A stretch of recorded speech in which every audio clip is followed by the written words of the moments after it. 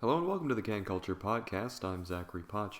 It's a show of Emily's today. We're going to be joined by Emily Rivas to talk about a hip new restaurant here in Toronto, and then by Emily Stachera to talk about TTC Subway musicians. But first, an interesting story from 1997. This is from the Associated Press, so I can only assume that it's true.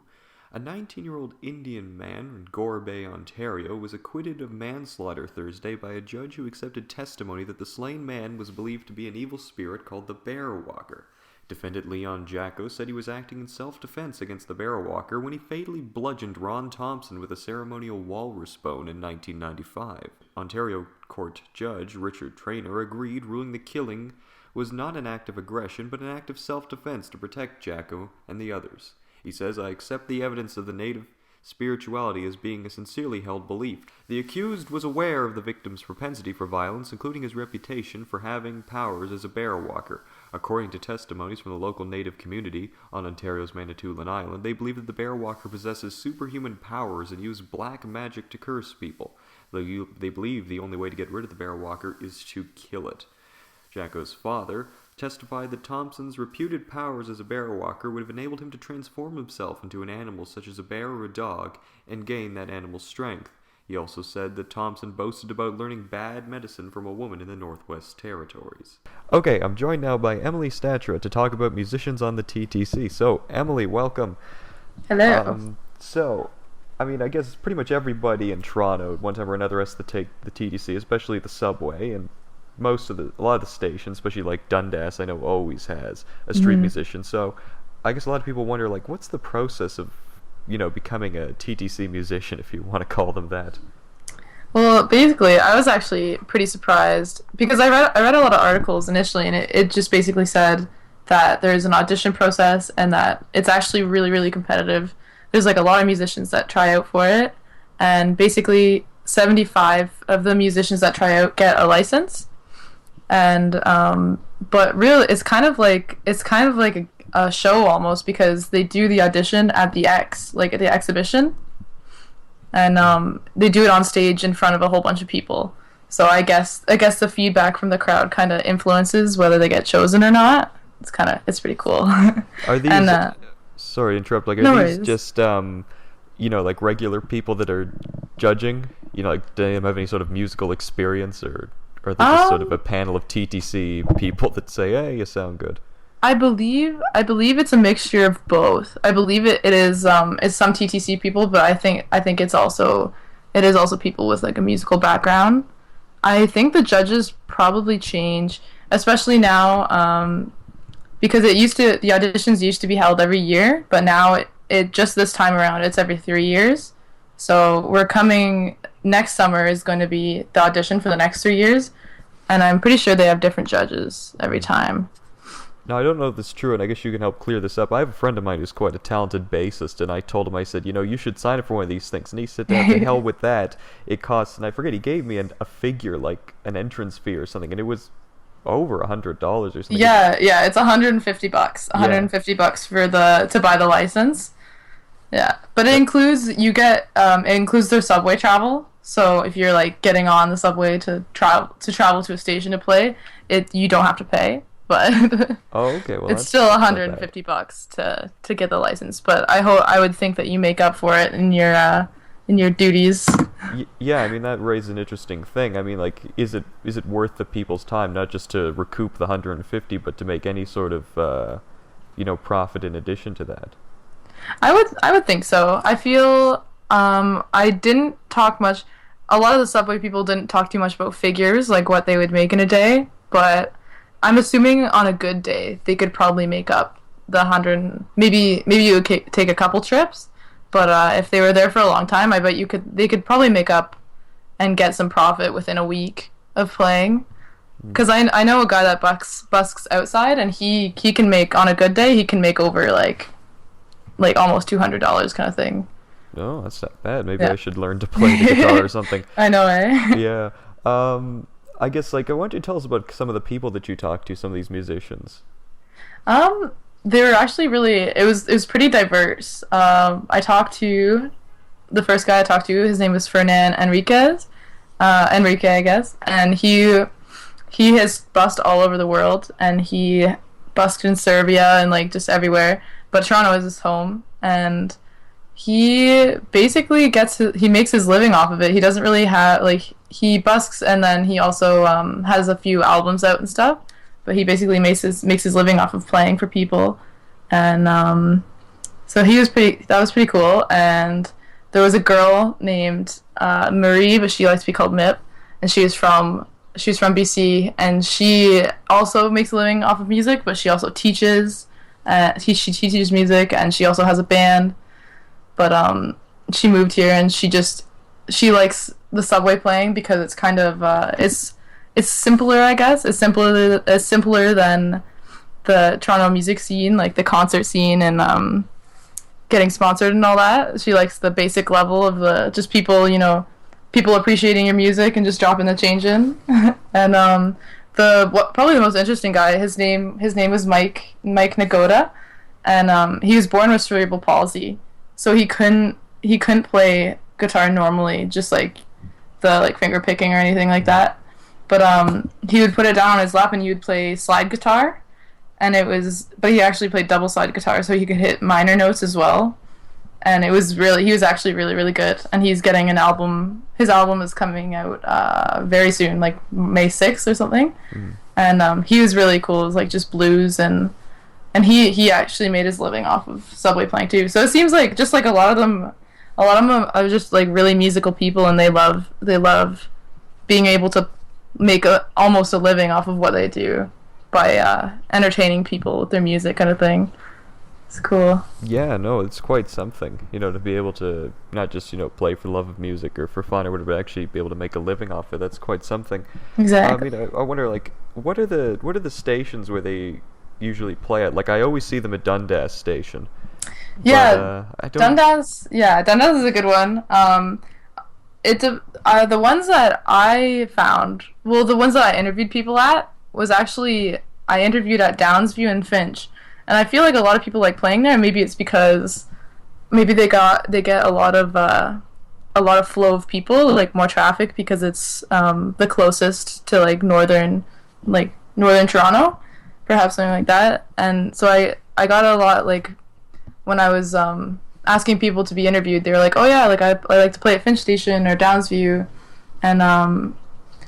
and they're also, what people liked about those ones was it was not as crowded, so people wouldn't just like, because I found I didn't interview anyone at the Young station, but you could actually see like whenever you go to like the Young connecting stations, it's very crowded, and like you can hear the subway musician playing, but it's almost like it's too crowded to really appreciate it because you can't see them. You're just like, yeah, everyone's getting pushed in a certain direction without like having time to enjoy like the musician's work.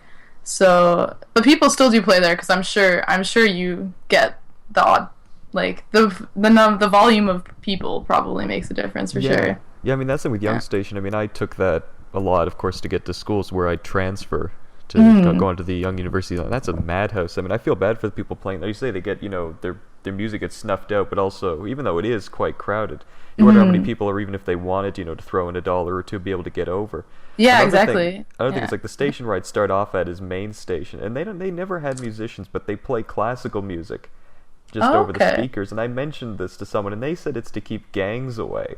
Seriously. And I thought, well, that's maybe that's true, but I thought that was a really odd deterrent, because I figured, definitely. I never thought, Bach or Wagner as being, something to scare people away, but it's not cool to hang out where they're playing classical music, I guess. Maybe, but I figured, whether it's the classical music or whether it's one of these, the actual musicians playing live, it's a good idea in the sense that the TTC is an incredibly aggravating service sometimes. Oh, for sure. And it calms you down when you hear da da da da da da da, yeah, in the background, and then you don't feel like tearing your eyes out. Yeah, they actually because the subway musicians, you're not allowed to play an electrical instrument because it's too intense, I guess, for people's commute. So when you audition, you can have amplification, but they have to they judge it. They tell you, oh, you can only turn your amp up to this level. Yeah. But yeah, there's no electric guitar, no nothing. It's you have to play like peaceful acoustic, relaxing stuff for people to chill out to on their commute, kind of thing.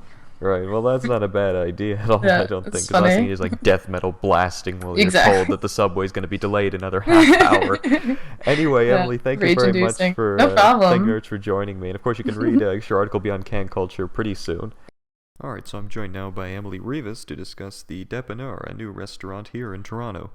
I guess just to begin with about the Depanneur, I guess what makes it so special? What separates it from the other restaurants in the area? I think what makes it so special is that it's very community based. It's a lot about community engagement. Whereas I've seen, from my understanding, like other Toronto restaurants that maybe try to take on somewhat of a communal seating, but it's still like a regular restaurant. People don't really engage with each other, and whereas in the Depanneur, they do encourage engagement with each other, and there's a lot of involvement amongst the community, like, bakery things are supplied by local bakers, and vegetables are brought from local gardens, things like that. Right, and I mean, what kind of food can people get there? Well, it will really depend on the day, because each chef, for example, the drop-in dinners on the Friday nights, there's always going to be a different chef that's cooking for the people. So that's the thing about the Depanneur. It depends on a week-to-week basis. Even when the owner then is cooking, it's on a week-to-week basis. And what kind of customers does this restaurant attract? The customers, I would say a lot of the locals, people that live around the area. For example, I met a kindergarten teacher, and she teaches at the school like right across, right across the block, and she goes there every Tuesday, and it's very local. Right, and I hear they had some zoning issues concerning, like whether they could make food on site or so forth. What's the status with regards to that? Right now, it's still an ongoing process. Like, they haven't come to a complete settlement. But I mean, right now with the old license, they're still able to serve the food, and but they don't have like a liquor license or anything. So even though it's like they might say BYOB, it's more like bring your own food sometimes, that kind of thing. Mm. Yeah, because I heard one of the counselors I know you said in your article got involved. What were they able to do to sort of help reconcile the situation? It was mostly just to keep it running, kind of thing. With the zoning issues, like there was some washroom issues that remained unsolved, and like it wasn't gone into so much detail, but they're still working on it. If that makes sense. Right. No, I understand. And do they have any sort of time frame when they hope to reconcile all this and get it all set and done so they can move forward? Not so far, no. No. Okay. And I guess what's the atmosphere like in there? Like, what's the size and the decor and stuff like that? It seems a lot bigger on the outside, but when you go inside, it's very small. The decor, like I've mentioned in the article, it's just a lot of things that were donated, like the cutlery and the plates. But there's stoves and things like that. Those were bought. Right. And I mean, but, I guess.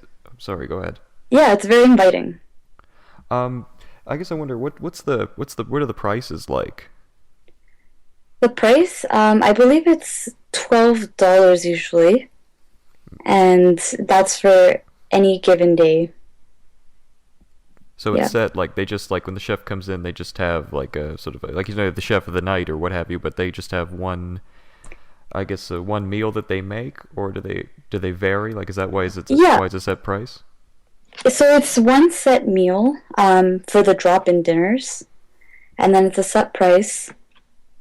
And if you wanted to order anything else from the menu, like they do have a menu, right. So you can order the meal of the night, and then you can order maybe like a soup on the side, or you can order some coffee or tea. Okay, well, thank you very much, Emily, for coming on. We appreciate it. And, of course, you can read Emily's article on CanCulture.com. All right, and that's all the time we have left for today. We appreciate you joining us. Be sure to read all of our articles on CanCulture.com. I'm Zack. See you soon.